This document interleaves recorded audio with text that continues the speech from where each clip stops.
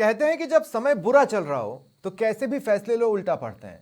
किसी भी हालिया मुद्दे पर कांग्रेस के फैसले इसका उदाहरण है। कांग्रेस इस स्थिति को बदलना चाहती है, दिख भी रहा है, पर जाने क्यों लग नहीं रहा। या ये कहूं कि हालिया फैसला मेरी समझ से परे है तो मैं सच कह रहा हूंगा।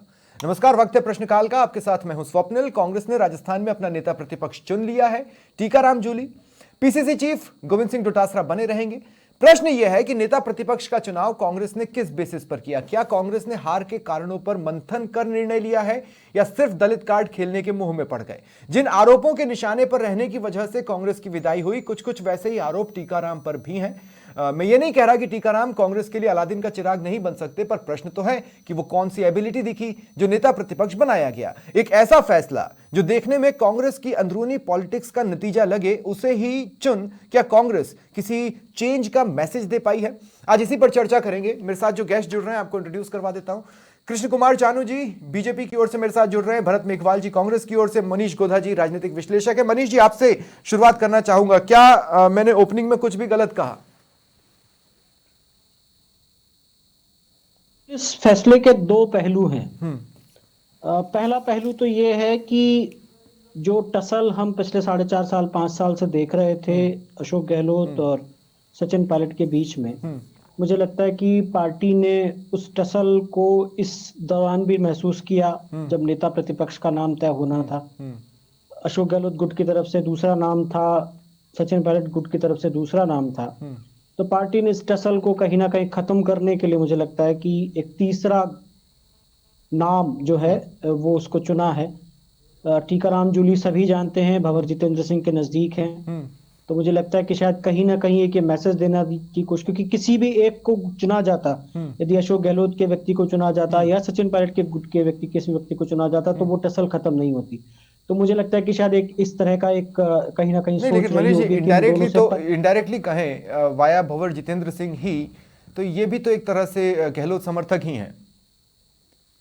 नहीं, मतलब अब देखिए, कुछ चीजें समय के साथ बदलती हैं। भंवर जितेंद्र सिंह अपनी एक अलग स्टैंडिंग रखते हैं एआईसीसी के अंदर, इसमें कोई शक नहीं है। राहुल गांधी का नजदीक होना, उनके कोर कमेटी में, उनके कोर टीम में शामिल होना, वो उनको कुछ एक अलग वो देता है। ठीक है, अशोक गहलोत को आप कहीं भी एलिमिनेट नहीं कर सकते हैं। राजस्थान की राजनीति में उनका जो मकाम है उससे सभी कुछ उनसे जुड़े हुए हैं कहीं ना कहीं। लेकिन फिर भी मैं मानता हूं कि एक पार्टी ने शायद कहीं ना कहीं एक तीसरा रास्ता इसी रूप में चुना है कि दोनों जो लोग सीधे तौर पर जिनके नाम फॉरवर्ड कर रहे थे, उनकी बजाय किसी तीसरे व्यक्ति को आगे बढ़ाया जाए। और दूसरा कारण जो मुझे लगता है कि शायद उनकी उम्र जो है 43 साल के हैं सिर्फ टीकाराम जूली। तो मुझे लगता है कि शायद एक जनरेशनल शिफ्ट जो हम बीजेपी में देख रहे थे, पार्टी ने शायद उसकी भी कोशिश की। ये मैं बहुत पॉजिटिव एस्पेक्ट के नजरिए से बता रहा हूँ, एक बहुत पॉजिटिव सोच के साथ मुझे लगता है कि शायद पार्टी ने ऐसा कुछ किया होगा। नतीजा क्या निकलेगा वो तो समय बताएगा, पर मुझे लगता है कि शायद एक जनरेशनल शिफ्ट, एक नई सोच, एक नए युवा को आगे बढ़ाने का काम मुझे ऐसा भी लगता है, मैं आप ही की बात में ऐड कर रहा हूं, मुझे ऐसा भी लगता है कि कांग्रेस को ये समझ में आया कि दलित वोट बैंक छिटक रहा है, और ये बात आलाकमान को समझाई गई, बुझाई गई, और उसके बाद इस चेहरे को आगे बढ़ाने की कवायदें शुरू हुई। पर लेकिन ये मैसेज कि दलित वोट बैंक छिटक रहा है, ये किसने आलाकमान के दिमाग में डाला होगा? वो जादूगर कौन होगा? देखिए ये वोट बैंक तो देखिए चुनाव परिणामों ने भी बहुत कुछ बता दिया होगा। और जो पार्टी के नेताओं ने उन्होंने भी पहुंचाया होगा, इसमें कोई शक नहीं है। लेकिन दलित वोट बैंक को लेकर के पार्टी निश्चित रूप से बहुत मतलब ये बहुत ज्यादा मैसेज की राजनीति में विश्वास करती है। तो जाट दलित कॉम्बिनेशन मुझे लगता है कि शायद इसी वजह से रखा गया है। इस दलित चेहरे की जगह हम महेंद्रजीत सिंह मालवीय को भी एक उम्मीद कर रहे थे, लेकिन वो नाम, जैसे मैंने कहा कि एक पर्टिकुलर गुट की तरफ से था, अशोक गहलोत गुट की तरफ से वो नाम आगे बढ़ाया गया था। तो मुझे लगता है शायद उसकी वजह से उनको रोका गया। हालांकि वो आते तो मुझे लगता है वो ज्यादा बेटर ऑप्शन हो सकते थे कंपेयर टू। अब ये चूंकि हम आइडेंटिटी पे ही बात कर रहे हैं, मैं भरत मेघवाल अब आपको डिबेट में शामिल कर रहा हूं। टीकाराम जूली की जो आइडेंटिटी खासकर अलवर क्षेत्र में है, वो भंवर जितेंद्र सिंह के करीबी या भंवर जितेंद्र सिंह के नेता के तौर पर है, कांग्रेस नेता के तौर पर कम। हालांकि मैं ये मानता हूं कि देखिए 3 बार विधायक रहे हैं, पूर्व मंत्री भी हैं, और कांग्रेस की तरफ से ही उन्होंने लड़ा है, लेकिन आम लोगों के बीच में उन्हें भंवर जितेंद्र का नेता ही माना जाता है, उन्हें कांग्रेस का नेता कम माना जाता है। देखिए स्वप्निल जी, बड़ी हंसने की बात है। आपने खुद ने कहा कि 3 बार विधायक रहे हैं, राज्य मंत्री रहे हैं। विधायक कोई किसी के नॉमिनेट करने पे नहीं जाता है, विधायक जनता के बीच में चुनाव लड़कर जाया जाता है। और जब 3 बार वो विधायक बने तो निश्चित सी बात है कि वो जनता के बीच में रहे हैं, कांग्रेस के नेता रहे हैं। स्थानीय समीकरण भी कुछ होते हैं भरत भाई, आप भी जानते हो। भजनलाल शर्मा जी का स्थानीय समीकरण क्या था मुख्यमंत्री बनने में? कोई था? पर्ची की सरकार है ना। तो देखिए, जब किसी को कोई पद से सुशोभित किया जाता है, हम उनकी एबिलिटी पे क्वेश्चन मार्क नहीं लगा सकते। ये पार्टी का एक आंतरिक मामला है, किस तरीके से उनको उन्होंने देखा है। एबिलिटी है तभी 3 बार के विधायक रहे, कैबिनेट मंत्री रहे। और निश्चित तौर पर देखिए कि जब विधानसभा के सदन में जाया जाएगा तो वो जो अपनी बात है पुरजोर तरीके से रखेंगे। और हमने देखा है कि पहले भी उन्होंने हर एक बात को उन्होंने पुरजोर तरीके से रखा है। नहीं, लेकिन अगर इस रोल को हम स्विच कर दें, जैसे मैं आपको बताऊं, गोविंद सिंह डोटासरा विधानसभा में अपने आप को कई बार प्रूव कर चुके हैं। सबसे ज्यादा सवाल और अच्छे आचरण का, अगर मैं गलत नहीं हूं तो उन्हें अवार्ड भी मिला है। अब अगर हम रोल स्विच कर दें, मान लीजिए कि टीकाराम जूली को प्रदेश अध्यक्ष बना दिया जाता और गोविंद सिंह डोटासरा जो कि नेता प्रतिपक्ष बनना चाहते थे, उन्होंने 1-2 बार ये कहा भी है कि भाई उसके साथ जो पावर्स आती हैं वो मेरे पास नहीं है।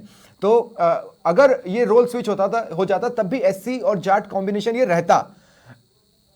एक्सपीरियंस सदन के अंदर गोविंद सिंह डोटासरा का ज्यादा है एज अ लीडर, ऐसा मेरा मानना है। नहीं देखिए स्वप्निल जी, अगर मैं फिर वही बात करूंगा, अगर आप एक्सपीरियंस की बात कहेंगे तो फिर तो भजनलाल जी को मुख्यमंत्री होना ही नहीं चाहिए था। उनसे पूर्व किरोड़ी लाल मीणा जी हैं, और भी कई ऐसे बड़े नाम थे जो हमने अभी देखा कि किस तरीके से राजस्थान की राजनीति के समीकरण बदले थे। मुझे लगता है कि जब पार्टी बहुत सोच समझ के कई ऐसे निर्णय लेती है और किसी एक व्यक्ति विशेष का कोई नेता नहीं होता है। ये जरूर है कि आप जब किसी एक जिले में होते हैं या एक कोई संभाग में होते हैं और उस संभाग का कोई ऐसा कद्दावर नेता होता है तो उससे आपका अटैचमेंट अपने आप होता है, क्योंकि एक राजनीति में प्रोफेशनल वे की तरह से जब आप जुड़ते हैं तो वो चीजें होती है। 2008 में टीकाराम जूली जी जब विधायक बने तब गहलोत साहब थे, तो निश्चित तौर से गहलोत साहब के साथ भी उनका लगाव है और हर एक पार्टी के नेता के साथ लगाव है। तो ये कह देना कि वो भंवर जितेंद्र सिंह जी के नाम से जाने जाते हैं, मैं उसमें पूर्णतः सहमत हूँ। और डोडासरा जी, मैंने इसीलिए कहा स्थानीय लोग जो बात करते हैं, मैंने वही बात बिल्कुल। देखिए डोडासरा जी आज जितने प्रचलित है, आप देखेंगे ट्विटर पे भी जिस तरह से वो ट्रेंड होते हैं फूफा जी के नाम से, और जिस तरीके से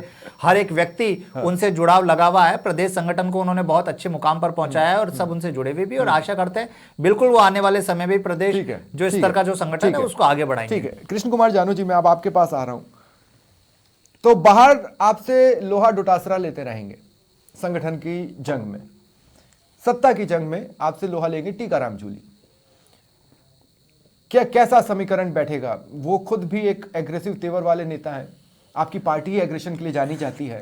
सॉरी, देखो कुल मिलाकर के कांग्रेस का जो फैसला है इसमें जैसा मनीष जी ने कहा, थोड़ा ज्यादा पॉजिटिविटी डाला गया है, एक उम्मीद डाली गई है।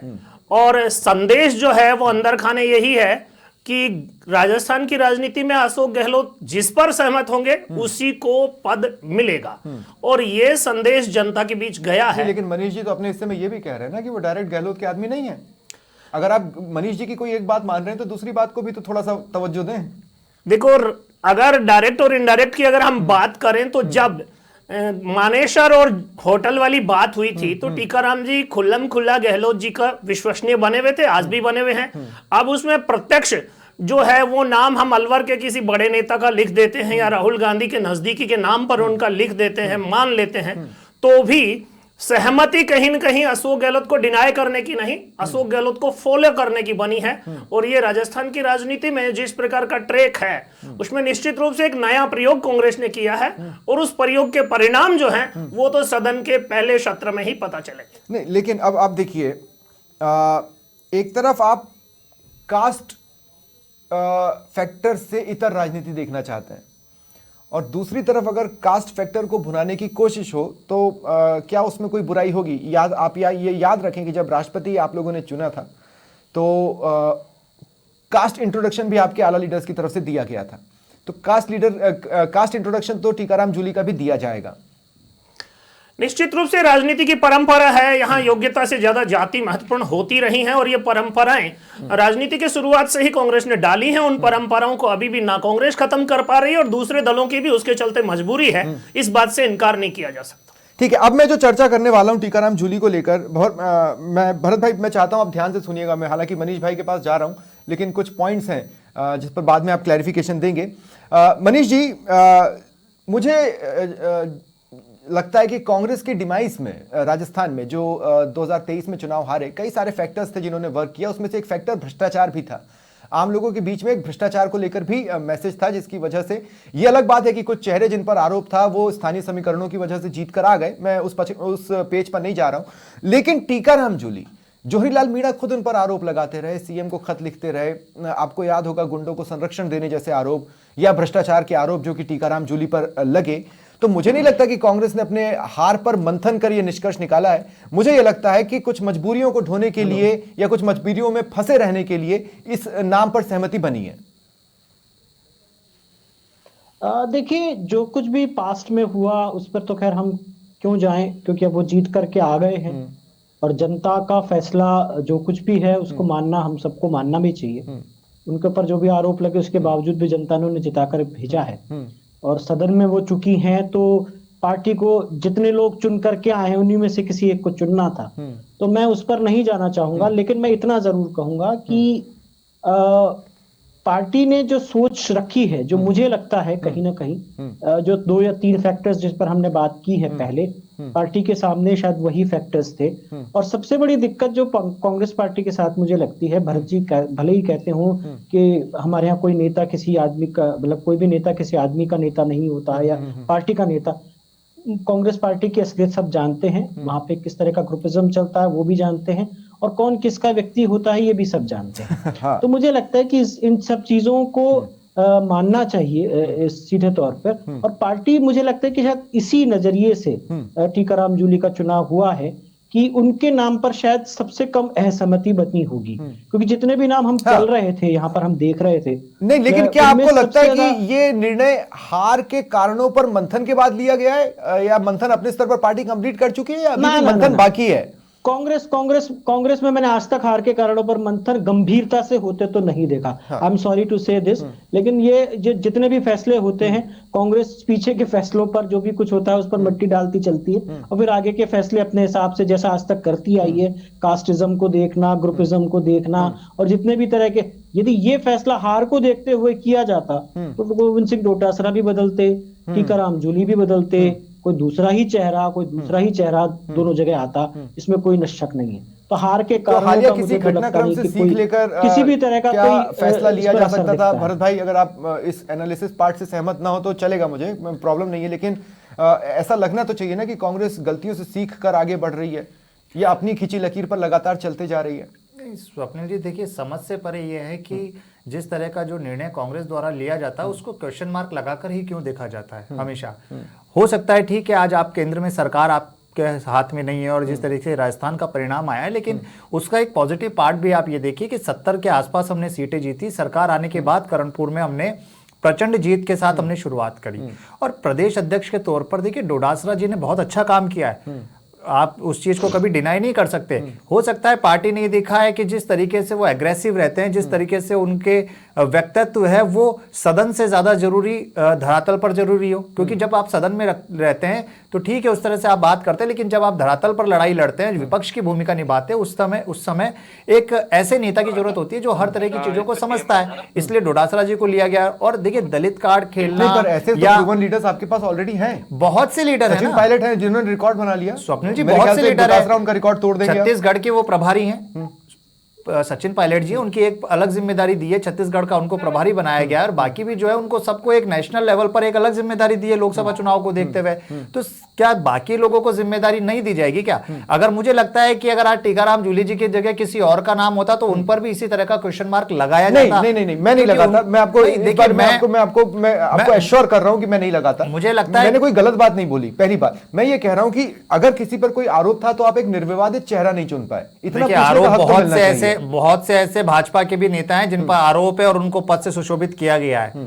बहुत से ऐसे नेता हैं जिनके नाम लेके बता भी सकता हूं, लेकिन चीज वो है, आरोप लगाए जाते हैं। वो आरोप आप जानते हैं, राजनीति में जब कोई व्यक्ति बढ़ता है तो किसी ना किसी तरह के, चाहे वो क्षेत्रीय समीकरण हो, चाहे वो किसी पद को लेकर समीकरण हो, आरोप लगाए जाते हैं, उसमें कोई दो राय नहीं है। लेकिन मुझे लगता है स्वप्निल जी कि जिस तरीके से पार्टी ने ये फैसला लिया है, बहुत अच्छा फैसला लिया है। कांग्रेस पार्टी ने कभी भी कास्टिज्म के ऊपर बात नहीं करी, हमने सदैव सभी लोगों को एक साथ लेकर चलने की बात कही। बिहेवियरल टेंडेंसी से जुड़ा सवाल है मेरा, छोटा सा, उसके बाद फिर मैं कृष्ण कुमार जानू जी के पास जाऊंगा। मैं सिर्फ इतना पूछना चाह रहा हूं कि जब भी कोई ऐसे नाम की घोषणा होती है तो समर्थक जश्न मनाते हैं। जब कोई ऐसा नाम जो सर्वप्रिय हो या लोकप्रिय हो तो पूरी पार्टी प्रदेश भर में जश्न मनाती है। मैं कह रहा हूं इतना बड़ा फैसला जो कि इतने समय से अटका हुआ था और किन कारणों से अटका हुआ था उसे लेकर तमाम तरह के किस्से पब्लिक प्लेटफॉर्म पर है। कोई जश्न की स्थिति प्रदेश में कांग्रेस की ओर से कोई क्यों नहीं दिखी होगी? कोई तो उसका रीजन होगा।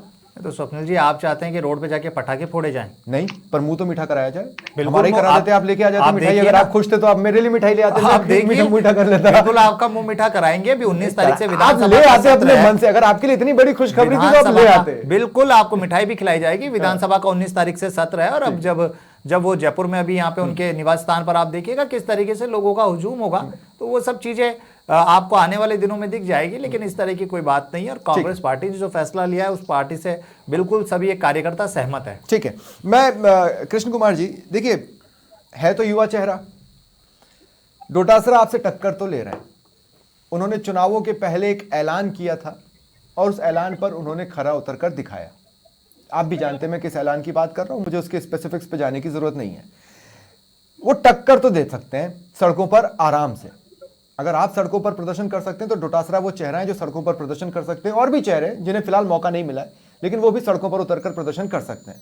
अब विधानसभा में आपको काटने के लिए चाहिए एक एग्रेसिव रणनीति जो कि ये ला सकते हैं। तो आपको लगता है कि जंग इंटरेस्टिंग होगी या आपको अभी भी लगता है कि चीजें वन साइडेड चलेंगी? देखो, अभी जिस प्रकार इन्होंने नेता प्रतिपक्ष और अपनी पार्टी का अध्यक्ष जिन्हें बनाए रखा है, दोनों का नाता आर्थिक विवादों से रहा है और उन विवादों के चलते जब डोटासरा के घर पे ईडी गई थी, कलाम उनके कोचिंग पे ईडी गई थी, उसके बाद की जो सारी जांचें चल रही हैं उसमें मुझे नहीं लगता कि वो बहुत राहत की सांस ले पाएंगे। वो जांचें चली जा रही है और कब खत्म होंगी इसे लेकर कोई वो ऐसा नहीं दिख रहा है कि अब किनारा नजदीक है, ऐसा नहीं दिख रहा है। ये तो स्वप्निल जी, अपने यहाँ पर एजेंसियों की कार्यप्रणाली जो है वो इस प्रकार की है कि उसमें ये सब बातें स्वाभाविक है। कांग्रेस ने ये जो सारा दांव खेला है ना, उसके पीछे एक बड़ा स्लोगन है।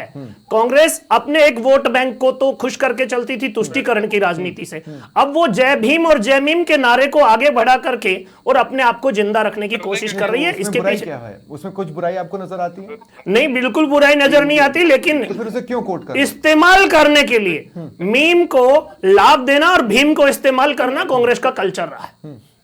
नहीं तो मैं एक बात बोल रहा हूं। देखिए, जाति रिलेटेड फंक्शंस तो बीजेपी भी करवाती है, ऐसा तो नहीं कि नहीं करवाती है।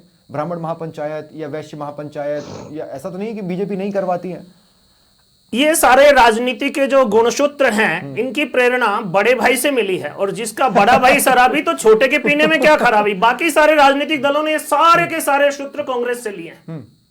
मोटे तौर पर भरत मेघवाल जी, बीजेपी को यह लगता है कि आपने कास्ट पॉलिटिक्स खेली है, और अगर खेली भी तो कोई बुराई नहीं है। अब सच्चाई तो सियासत की आज भी यही है। मुझे लगता है शायद बीजेपी के जो हमारे भाई साहब प्रवक्ता जी हैं उनको ये दुख है कि एक दलित या एससी वर्ग से पहली बार राजस्थान में 1952 के बाद पहली बार स्वप्निल जी एक नेता प्रतिपक्ष का चुना गया है। मुझे तो लगता है इनको बड़ा खुश होना चाहिए कि इस तरीके से राजस्थान में कांग्रेस ने एक ऐसा निर्णय लिया है जो आपको भी लेना चाहिए था। और जिस तरीके से स्वप्निल जी आपने वो बात कही, आपने भी बात कही स्वप्निल जी कि जिस तरह से द्रौपदी मुर्मू जी को राष्ट्रपति पद के लिए सुशोभित किया गया था, तब किस तरीके से भारतीय जनता पार्टी ने एक दलित चेहरे के नाम पर आज भी कई बार 2 सेकंड उसे सहर्ष हमने भी तो डिप्टी सीएम बनाया है। कई बार कृष्ण कुमार जी ने सहर्ष खुले दिल से उस बात को माना ना। नहीं बिल्कुल, लेकिन आज जब मान सकते हैं कि आपने दलित कार्ड खेला, तो दलित कार्ड खेलने की जैसी बात नहीं है कि दलित कार्ड खेलना, हम खेलने की बात नहीं करते। हमने हमेशा क्या कहा कि जो भी वंचित वर्ग है उनको समाज की मुख्य धारा में जोड़ने का काम सदैव से कांग्रेस करती आई है। बाद आज तक पहली बार आपको लगा कि नेता प्रतिपक्ष उन्हें बनाना चाहिए? इससे पूर्व भी हमने 4 कैबिनेट मंत्री बनाए, 4 कैबिनेट मंत्री बनाए। वो तो बीजेपी कितने बनाए?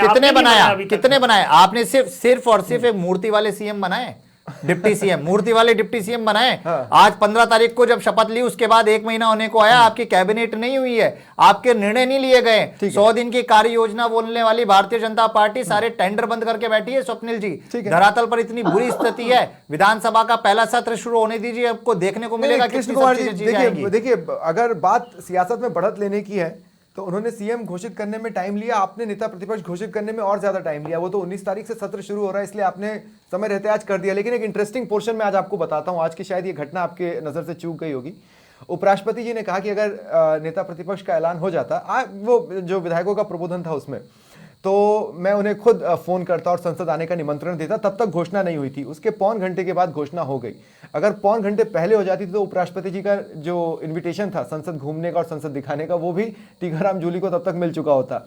लेकिन कृष्ण कुमार जानू जी, अगर मान लीजिए दलित कार्ड है, 2014 में आपको दलितों का भारी साथ मिला था, लेकिन उसके बाद दलित बीजेपी से छिटकना शुरू हुए, इसमें कोई दो राय नहीं है। और अगर कोई दल दलित कार्ड चलेगा तो वो आपको एक तरह से काट रहा होगा।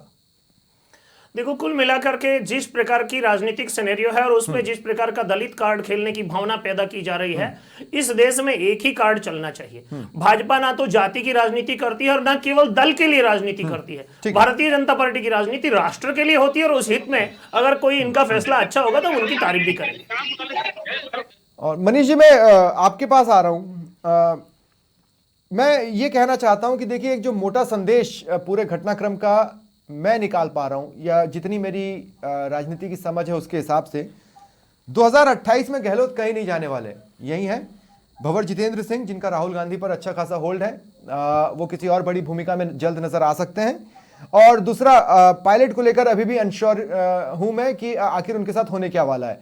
बहुत संभावना, कुछ हद तक संभावना इस बात की है कि हो सकता है वो भी उस वर्ग के साथ चले जाए जो पार्टी को धीरे धीरे कर छोड़ रहा है।